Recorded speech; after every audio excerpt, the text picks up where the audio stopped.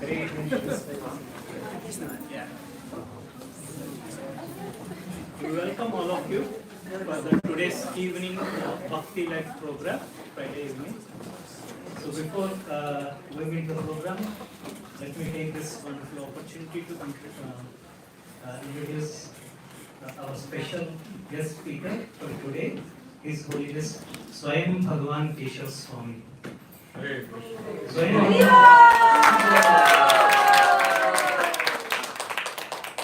So as we saw enthusiastic, energetic, charged party just because of Maharaj's presence and then all the devotees. Swami Bhagwan Keshava Swami is a spiritual author, mentor, teacher and traveler. And then he embarked a monastic life almost 2 decades ago. He is a graduate from UCL, London. And for over 2 decades, he was serving in the UK's Bhakti manner as a monk. And then he pioneered the School of Bhakti in authoring more than a dozen books. In 2022, Maharaj embraced lifelong renunciation, completely dedicated to spread the spiritual knowledge across the spectrum from universities all the way to spiritual communities, and with the core focus of studying scriptures and disseminating the knowledge to the most needy people in the material world. And then, apart from this introduction, I would like to say, almost from the morning onwards, Maharaj, I was getting so many emails and then messages that, are you going to do the live streaming? And then we never thought that this will be the thing. And then we figured out, and luckily we are live streaming. And they are saying that Maharaj's words, each and every word is so filled with wisdom, we can't miss it. And then, so we are just getting some glimpse even before the beginning of the class.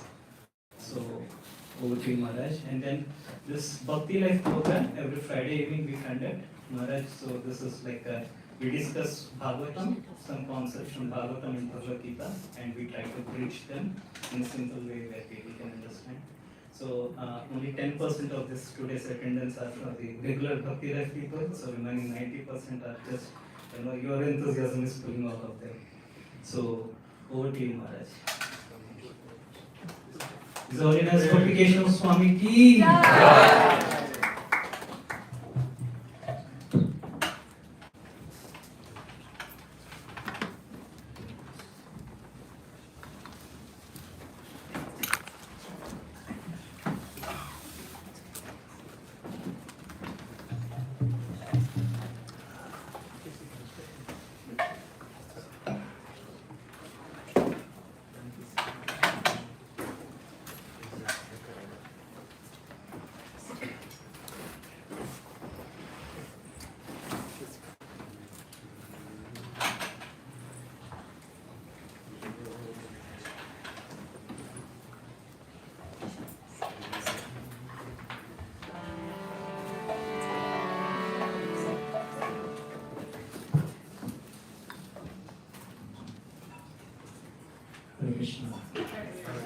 So thank you so much for coming. It's really a beautiful moment to be here at the Bhakti Center. Of course, it's beautiful to be in New York, and it's always beautiful to be in the Association of Devotees. So it's really my honor to be here with you this evening. And I think our topic is very apt: successful failure.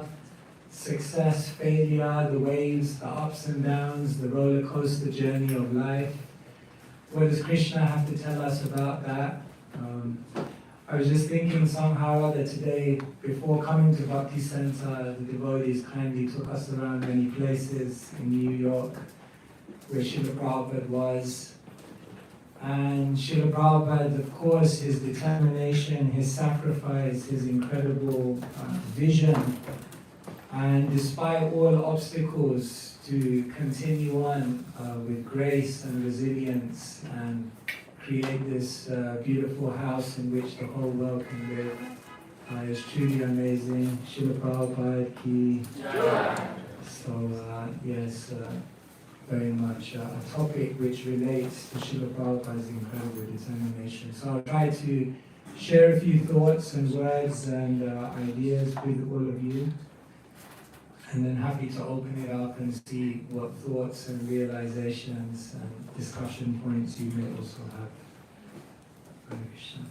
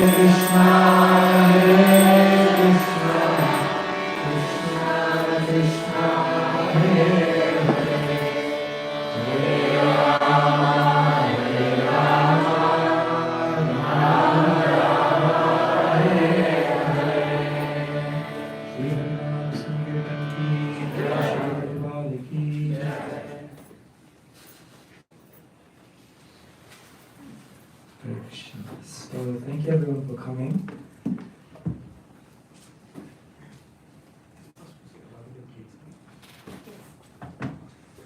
So today we're discussing the topic successful failure. I put the subheading taking a no in style. When I first went out on book distribution, I asked the person who was leading us for some advice, and he said, learn to take a no in style. Because he said every time you get a no, it's one closer to a bigger yes. And that was very, very good advice. I went out on the street and I did that. I learned that when someone said no, no time, no interest, no money, that I just kept on going with a smile on my face, with all positivity and enthusiasm, and by the end of the day it always worked out. And later on I began to think that wasn't just a piece of good advice for a day on the street whilst doing book distribution, but it was perhaps the key to life. Because in life there's always many no's. We have plans, but then no. We have desires and aspirations and goals, but then no. We have expectations of other people, expectations of how things should transpire in our life, but then no. And so there are many no's in life. And how do we deal with those no's? How do we deal with those seeming failures is a very, very important subject matter. And it's such an important subject matter that Krishna actually directly talks about in the Bhagavad Gita right at the onset of the conversation with Arjuna. This is right from the second chapter of the Bhagavad Gita, 48th verse. You can repeat after me. Yoga stat kuru karmani Sangam tyakva dhananjaya Siddhya siddhyo samo bhutva Samatvam yoga uchyate. So in the second chapter, Krishna is basically summarizing the entire contents of the Bhagavad Gita. And after telling Arjuna that you're a spirit soul and therefore you have a duty in this world and you have an eternal duty in your bigger journey as Sanatana Dharma, Krishna begins to give Arjuna insights as to how he should work in this world and function. And so Krishna tells Arjuna, whilst you're in this world doing your duty, doing your dharma, fulfilling your purpose, he says, perform your duty equipoise, O Arjuna, abandoning all attachment to success or failure. Such equanimity is called yoga. So here right at the start, Krishna is telling Arjuna, success or failure, don't get bewildered by that. Don't get enamored by that. Don't get affected by that. Don't be attached to that. Be equal, be equipoised, have equanimity of mind. And Srila Prabhupada, this is what he writes in the purport. Krishna tells Arjuna that he should act in yoga. And what is that yoga? Yoga means to concentrate the mind upon the Supreme by controlling the ever-disturbing senses. And who is the Supreme? The Supreme is the Lord. And because he himself is telling Arjuna to fight, Arjuna has nothing to do with the results of the fight. Gain or victory are Krishna's concern. Arjuna is simply advised to act according to the dictation of Krishna. The following of Krishna's dictation is real yoga, and this is practiced in the process called Krishna consciousness. By Krishna consciousness only can one give up the sense of proprietorship. One has to become the servant of Krishna, or the servant of Krishna. That is the right way to discharge duty in Krishna consciousness, which alone can help one to act in yoga. So here Srila Prabhupada very, very beautifully says yoga means the equanimity of mind and the complete abandonment of the attachment to success or failure. Now Krishna in the Bhagavad Gita, he actually repeats this message on many occasions.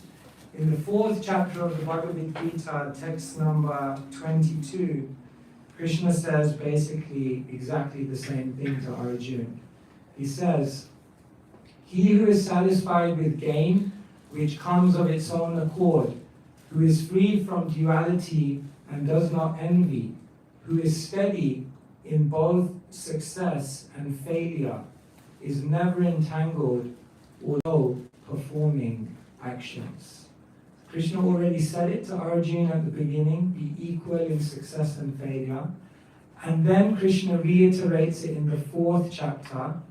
And then the interesting thing is that right at the end of the Bhagavad Gita, in the 18th chapter, text number, if I remember, 26, yes, this is what Krishna says again, just to kind of drive home the point. One who performs his duty without the association of the modes of nature, without false ego, with great determination and enthusiasm, and without wavering in success or failure, is said to be a worker in the mode of goodness. So here is very interesting. Krishna seems to be stressing this again and again, that we have to be equal in success and failure. Here in New York, of course, we've been going around the places, as I mentioned today, and we remember that when Srila Prabhupada arrived in New York, he made a prayer to Krishna. And in that prayer, he said to Krishna, now you have brought me here, you can make me a success or failure, as you like. So here clearly we're getting an insight that the greatest devotees of Krishna, those who are completely connected with Krishna, are totally okay with failure. And this perhaps could be the key to really living a beautiful life. Because perhaps of all the fears we have in our life, we have many, many fears, perhaps the greatest of the fears that we have, which can hold us back from living the most complete existence, is the fear of failure. When I was young, I read Nelson Mandela's quote, in which he said, "Let your decisions reflect your dreams. and not your fears. And I always found that to be profound, because so much of our psychology is always thinking about what will go wrong. What happens if I fail? What happens if it doesn't transpire according to my plans? And in that constant fear of failure, we hold ourselves back from the potentiality of what we can experience and also achieve in this life. Later on, my spiritual master, he said the same thing to me. He said, the problem with you is you're always thinking about what could go wrong. He said, why don't you start getting excited about what could go right? And to make that shift in consciousness is incredibly powerful, because I'm sure all of us are sitting here in this room right now, and I'm sure many of you have decisions to make at this moment, at this juncture in your life, and you have the choice about whether to focus on what could go wrong or get excited about what could go right. You could be meditating on what failure may look like, or you can just meditate on doing your best and going ahead and just trying and seeing what happens. And if we're able to do that, then we can be well situated in our spiritual journey and achieve the potentiality of what Krishna wants us to achieve in this life. And so here, in the Bhagavad Gita, Krishna gives the philosophy of why we shouldn't be attached to success or failure.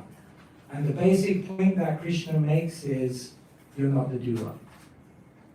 And Krishna in the 3rd chapter of the Bhagavad Gita confirms this by saying that there are actually 3 doers.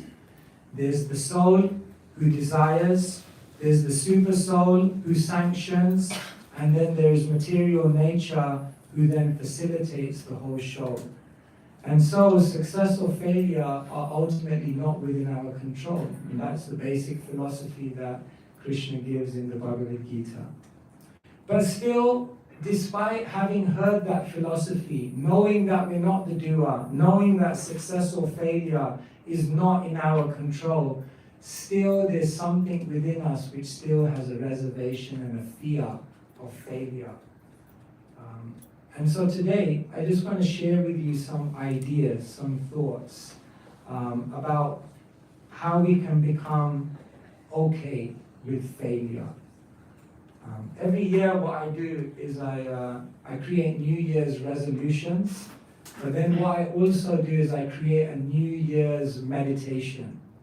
So resolutions are usually goals, but then what I try to do is create a New Year's meditation, which is like the meditation I want to live with, which is the thread between all my activities and my kind of wanderings through this year.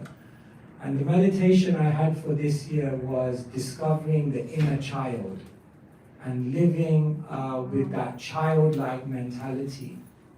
And one of the things I love about children is that they're totally okay with failure. They're totally okay with making mistakes. But it seems that as we grow up, as we advance, as we become more mature, we lose that ability just to be okay with failure and mistakes. So, I just want to share some ideas with you which can help us to frame failure even when it comes in a different way. In anything we're trying to do in this world, there has to be an endeavor. I don't think that's the American spelling. I'm still in the UK. There has to be an endeavor or an effort, isn't it, whenever we want to achieve something in this world. And from that endeavor, there is an external result. Right? And that external result is seen by the world. And therefore, whenever we're thinking of making an endeavor or an effort, what that result may be is always constantly on our minds, because we're very, very aware that everyone will see it and probably they'll judge us for it and give their estimation of us based on that result. However, in any effort or endeavor of this world, there is also an internal result. And the internal result may not be seen by the world, but it's experienced by the person who is performing that activity. And what happens is we often become very, very focused on this result, but we forget that there's a whole other result from any effort or activity, which is an internal one. Now, the interesting thing about external results is they are determined by endeavor, but also destiny, or we can say grace or karma or Krishna's sanction. And therefore, clearly, external results are not in our control because we're just one factor causing that result.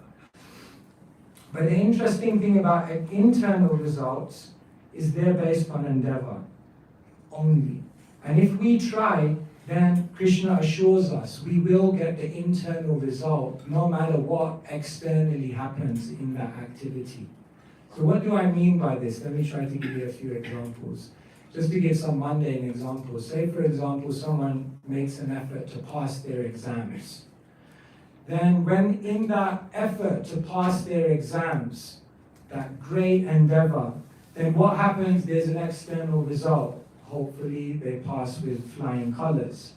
But regardless of whether they pass with flying colors or not, there is an internal result of that endeavor to pass their exams, which is that they develop discipline and they develop some level of determination and perseverance by just going through that process.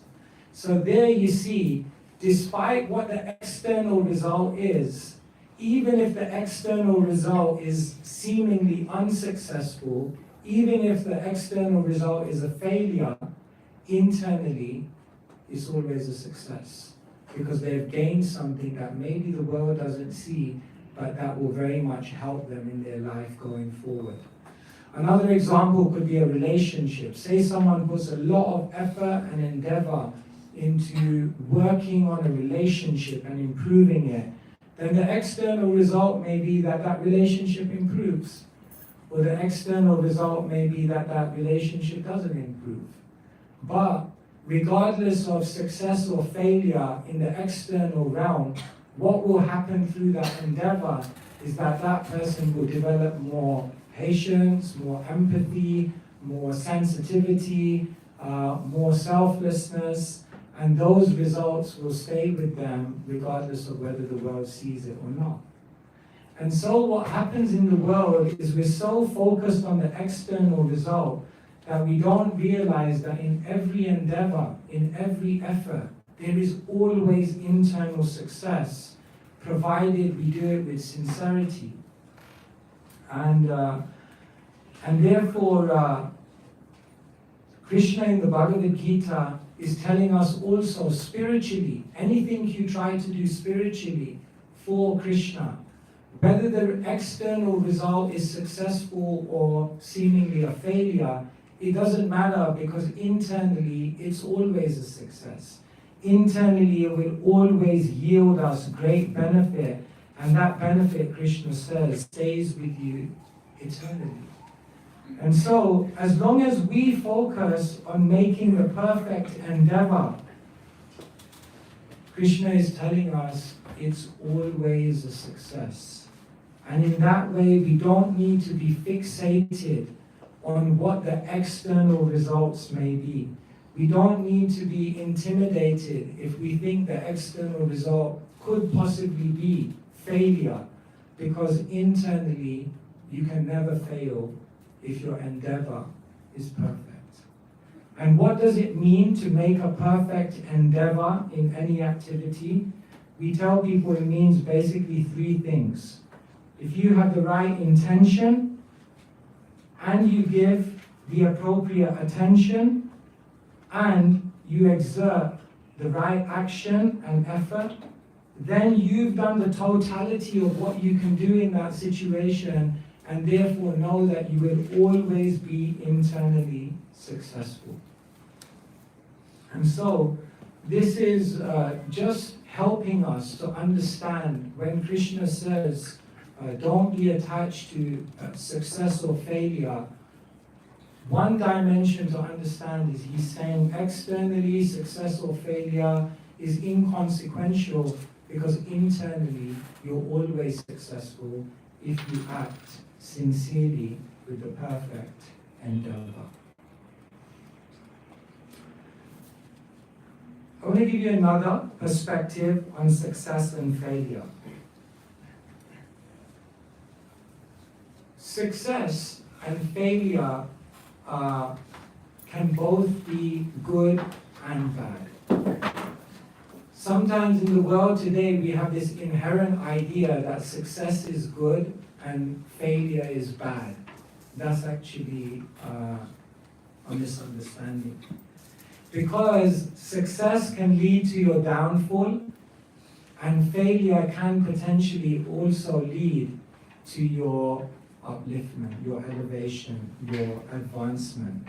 Because it all depends not so much in whether you fail or whether you succeed, but it all depends in how you respond to that failure or success.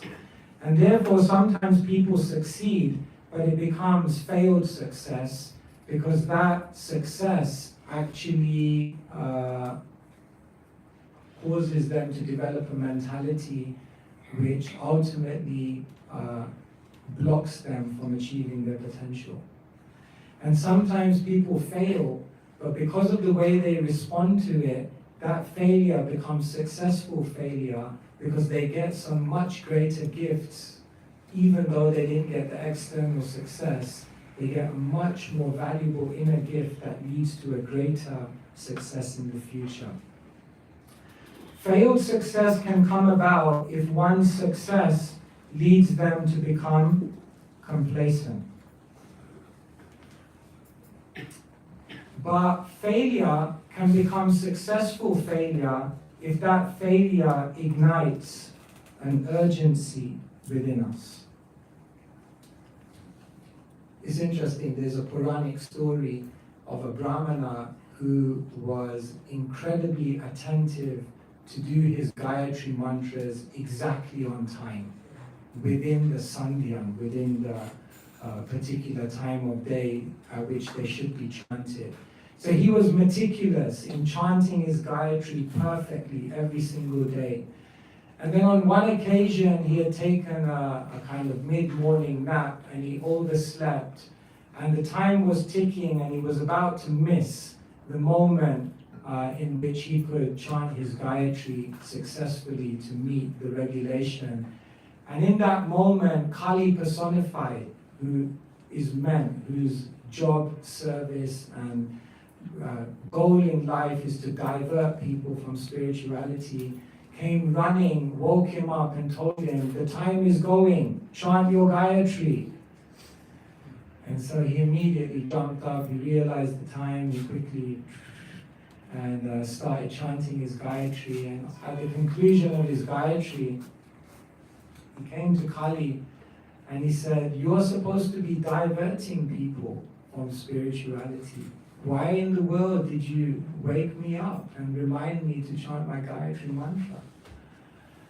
And he said, you see, you're chanting your Gayatri mantra every single day, and therefore you think you're the perfect Brahmana. And therefore you're so complacent, you think you're doing great, you think you've got everything down perfectly. But if you had actually missed it, then in that moment, some urgency, some desperation, some repentance may have grown within you that would actually cause you to spiritually advance. And of course, I didn't want you to experience that, so I wanted you to be comfortable and complacent in your successful life as a Brahmana.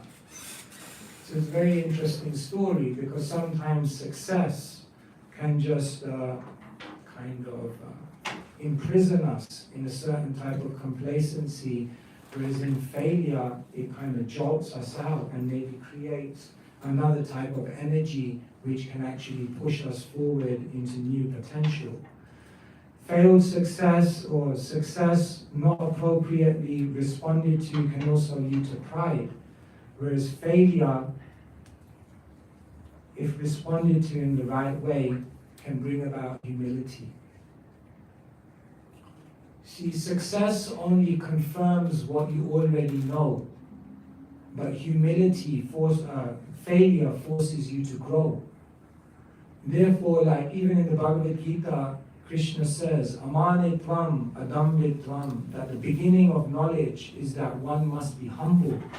And therefore, failure in the world is very, very powerful, because if it brings about a mood, a consciousness of humility, then that humility comes from the word humus, which means soil.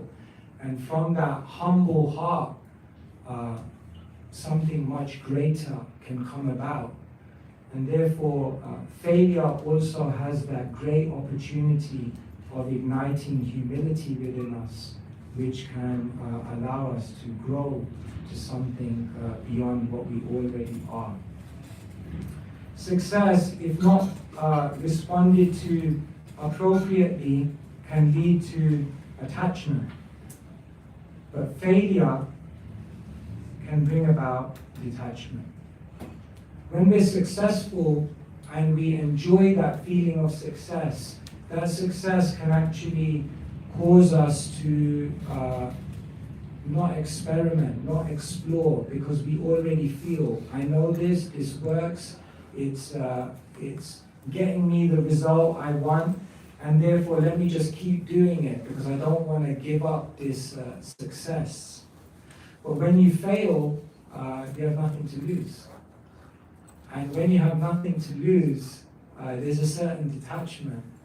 And that detachment can bring about much greater potentiality, unlock parts of our life that we never knew was possible. Success, if not appropriately responded to, can lead to self-absorption. But failure can lead to God consciousness. Because when we fail, what happens is we realize I'm not the doer, I'm not the controller, I'm not the one who's in charge of how everything transpires here. And then one realizes, oh, there's higher factors beyond my own control which are conspiring to create the future. And therefore it creates a dependence, consciousness and awareness, a sense of acknowledgement that, yes, Ishvara, Parama Krishna, that Krishna is the supreme controller. And that awareness of God and then that subsequent dependence on God opens up the opportunity to achieve much greater things. But when we're successful, we can get into the idea that we're the doer, we're the controller. And then the potentiality of our life is simply based on our abilities because we think we are the ones creating the future. And so I'm just trying to share with you some ways in which one can understand that the failure which comes about in life need not be a point of depression. It need not be a point of dejection. It need not be something that we're scared about. It need not be something that we try to avoid. Rather, we can see that when it comes, despite our best endeavor, then it comes to give us great gifts. And when we are able then to embrace failure in that way, then it becomes a very, very progressive mentality that helps us move forward in our lives. And the final thing I want to share with you is something that Srila Prabhupada wrote to Mukunda Maharaj, who was one of the first devotees who went to London. Srila Prabhupada sent 6 devotees and the small baby girl Saraswati, he sent them all to London to begin the Hare Krishna movement. And of course, success or failure comes in your mind when you're going on such a mission, such a tall order. And as the devotees went to London, Srila Prabhupada wrote this very, very beautiful letter to Mukunda Maharaj, and I just want to show you, it's very, very amazing what Srila Prabhupada writes. Let us try our best to spread this Krishna consciousness movement with sincerity, and Krishna will give us all facilities. After all, it is Krishna's business. So don't be worried, do your best, and success or failure does not matter. Krishna is absolute, so there is no such thing as success or failure in Krishna consciousness. Or in other words, there is no question of failure in Krishna consciousness. Whatever we do, it is success. So, when you look at this letter, it's very interesting because Srila Prabhupada actually says three different things. First, he says, success or failure doesn't matter. So don't worry about success or failure, it doesn't matter. Then he says, actually, there's no such thing as success or failure in Krishna consciousness. Everything. There's no, he just says there's no success or failure. And then he says, everything is success. So it's very interesting that through this letter, and I'm sure we could meditate on it more and draw many lessons out of it. It's very, very profound because when we talk about success or failure, we often think of success and failure in a very, very one-dimensional way.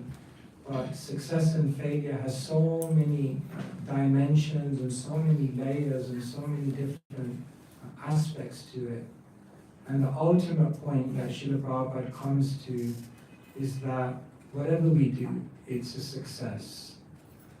Because if we act with sincerity, if we act with purity, if we have the best intention, if we give the best of our attention, and if we exert all the action and endeavor and effort necessary, then regardless of how it transpires in the world, ultimately, in Krishna's eyes, it's all a success. And in that way, there's no need to be worried or apprehensive in any way. So these are just some thoughts I wanted to share with you about success and failure. I feel like in my own life, coming to terms with failure and being okay with failure, I don't think I'm fully there yet. I'm making that endeavor and I feel like it's really being something transformational. It really opens up new avenues of discovery, new potential, and it really brings one deeply in contact with Krishna, because it really takes us off a platform of self-absorption and real dependence on the divine. And so I thought this evening, let me try to share some thoughts with you on what it means to be skilled in the art of successful failure. Thank you very much.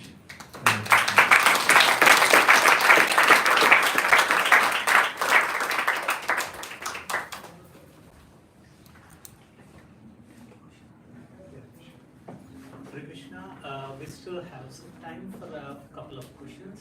So, anybody from the audience, any serious burning questions? I'm sure Maharaj gave us such a compact wisdom. So we have like Mike? Yes.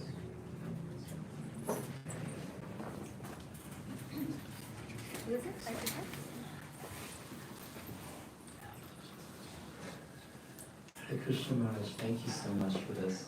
I'm grappling with two things. One is what to do with wanting to be grounded and assess risk properly and see how things can go wrong, which otherwise can be reckless or just fanciful and not really grounded in reality. That's one thing. And the other is about, you mentioned intention, attention, and action. And I find intention is the easiest thing for me to focus on, but attention and action can easily be swept away by the currents of the material energy, life, my mind, things being outside of my control, things I want to offer but I can't, and so I don't feel the confidence that my endeavor is accepted by Krishna. Thank you so much. Yes. So maybe I can begin with that one, that I talked about how the perfect endeavor means to have the right intention, and then give the attention, your consciousness, the mental and intelligent application of one's energy to that thing, and then the physical exertion to actually act and try to pursue it. Yesterday we were at Princeton, and I was giving an example that when a plane goes from one airport to another, then there's a flight path.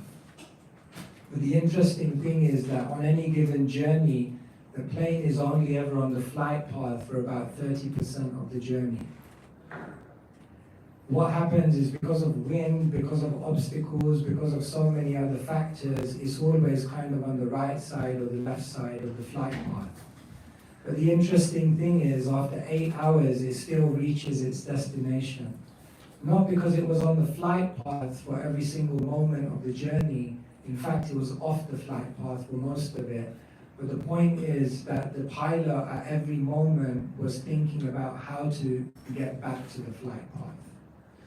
And that might be an adjustment of consciousness in our lives that could help.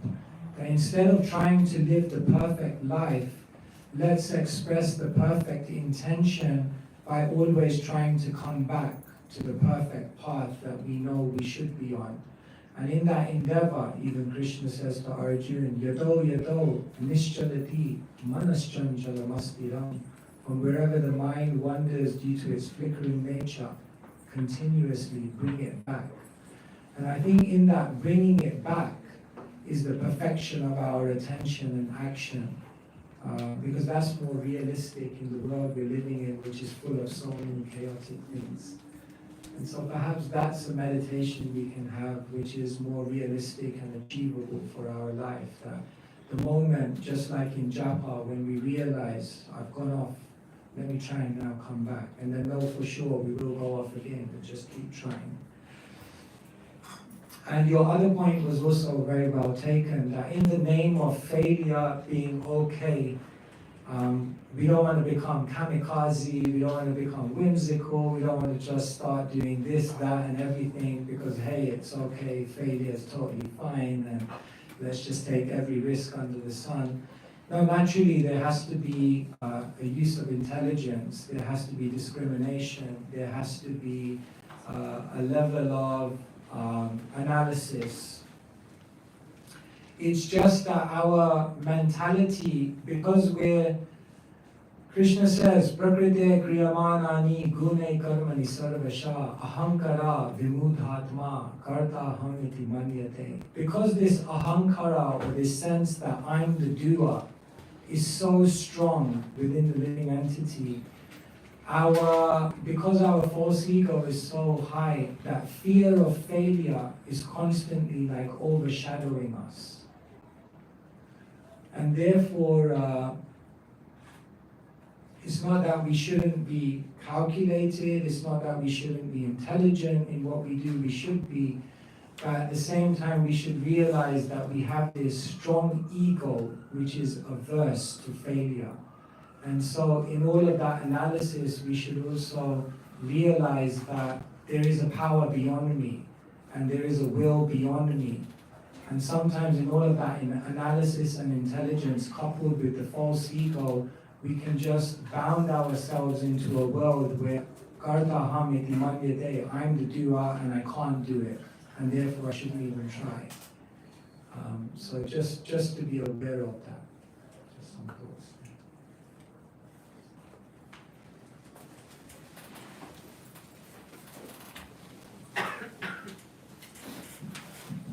Hare Krishna Maharaj, good to see you. Thank you you so much for everything you shared. It was really, really impactful. I wanted to ask you a little bit about, you're talking about the two types of success, internal and external. And in my own life, it seems that when I came to Krishna consciousness, detachment was a little easier because you were kind of turning your back on the material world a little bit and coming into spiritual life. But then as we enter into spiritual communities, we very much want the approval of devotees. We want to be accepted by our devotee communities. And it feels like that becomes a catalyst for spiritual advancement when you receive blessings and when you receive positive affirmation and recognition from seniors or peers. And so it seems that there are things that we want to be seen in Krishna consciousness, or that, and we award people things. We award people positions, we award people acceptance in certain ways for our services. And so how do we endeavor sincerely, but not just let that get tripped up into another entanglement of the ego, where I want to be seen and accepted by devotees, but it's not just kind of, again, this getting caught up in what you're saying, the externalities of success. Yeah. It's very interesting. Every single living entity is overcome by some level of insecurity. Because Om Purnamada Purnamidam, that we are complete entities emanating from the complete whole. So we are complete, but because we become detached from the complete whole, we're feeling our incompleteness in the material world, and therefore we're always looking for appreciation, acknowledgement, attention. And in all of that, we allow that to overshadow the calling of our heart, or the great things that we could be doing, because that appreciation comes to the forefront. I guess one thing I'd like to share on this is that I think in our communities, what we acknowledge, what we glorify publicly is actually super important.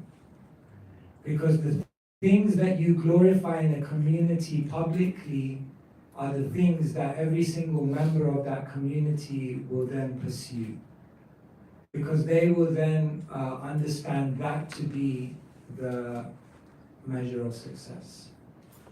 And I've often find, whether it be spiritual communities or communities out there in the material world, we inadvertently glorify things which then bring those things into people's consciousness as success. And therefore they only feel valuable if they achieve this. So I think it's about having communities where we acknowledge not just external results, but internal endeavors. And how we do that in our communities and how we create that kind of culture needs a lot of thought. Because ultimately, whatever you glorify, whatever you promote, whatever you publicly applaud, is what everyone will seek. And if you only applaud and acknowledge and highlight external results, then know for sure that most people in that community will only spend their time seeking external results. And so I think it's a real, it's a real meditative point for all of us. Some ideas.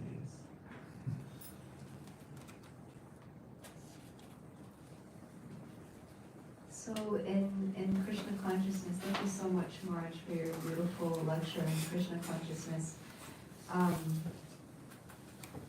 Yeah, everything is a success, but also when the devotee loves Krishna, or is at least trying to love Krishna, also, isn't it natural, we don't want to tell devotees that, well, you shouldn't try to succeed for Krishna.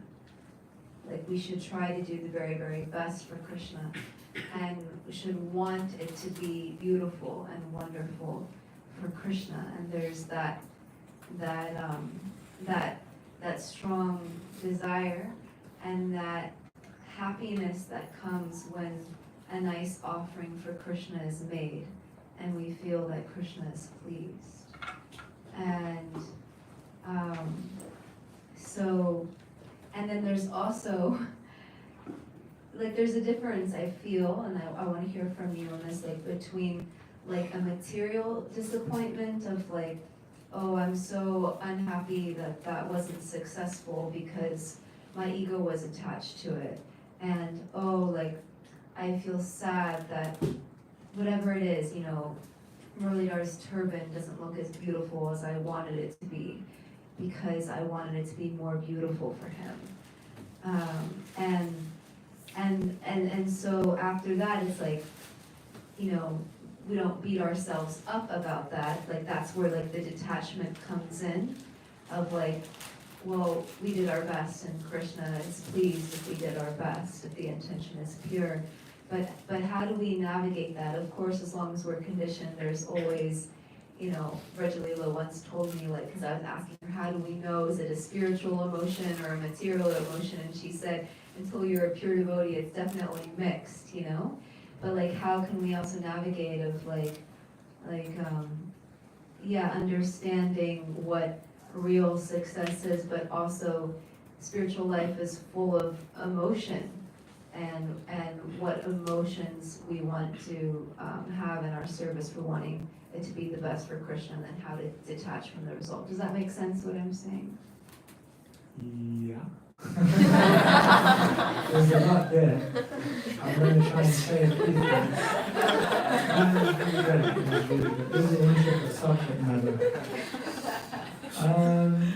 Your question was a success. Yeah, it was a success.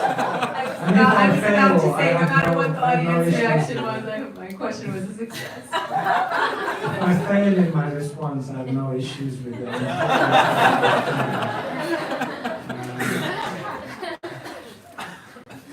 Yeah, that failure is okay doesn't mean we're trying to fail. That failure is okay. Actually, I think empowers us to be more successful. Like when we're not constantly fearful, that liberation from that cloud hanging over us of fear of failure unleashes a certain type of energy and how to put it, vitality that helps you achieve the totality of what you can do. And so I think it really does work like that, that we want to be successful for Krishna. Here, of course, Krishna is saying, I think he's very much talking to Arjuna about Arjun's kind of being hung up about whether he's going to be successful or fail in winning the war. And therefore, Krishna is very much talking about that result from his point of view as a warrior. But of course, we want to be successful in pleasing Krishna. But I think the point here is that when we have genuinely done our best, and I don't know if you have this experience, I definitely have this experience, that when we've genuinely done our best, and we know, like, I could not have done anything more, even in those moments where there's external failure, I've experienced great happiness. Because there's a sense in which you know in that moment, because you gave everything, that there couldn't have been any other factor in causing that seeming failure other than Krishna. And therefore you kind of look at Krishna and you just start and say, well, you did it. You know, so I think there is, but I think what happens is when we do like a lot, but we don't give that total 100%, and then it becomes a failure, it's like there's always that doubt within you that there was something left in and maybe I should have done more, and you know, and I think that's what. So, yeah, anyway, it's just simple. I guess we're out of time.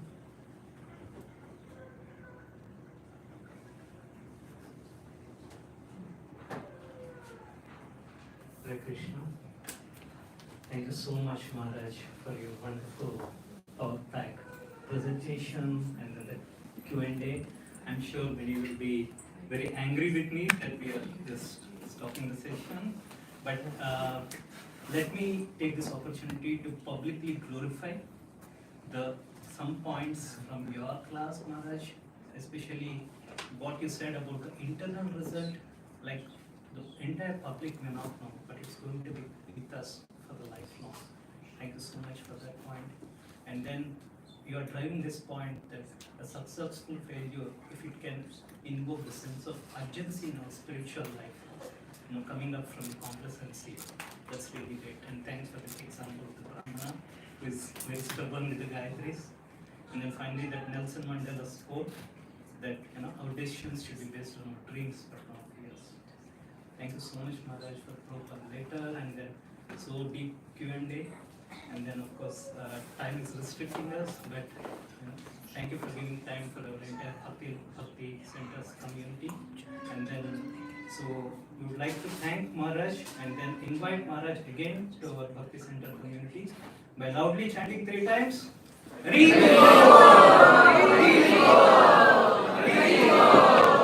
Also, Maharaj is here for some time. I'm sure many of us have questions, and then Maharaj is kindly agreed to stay there for a few minutes. So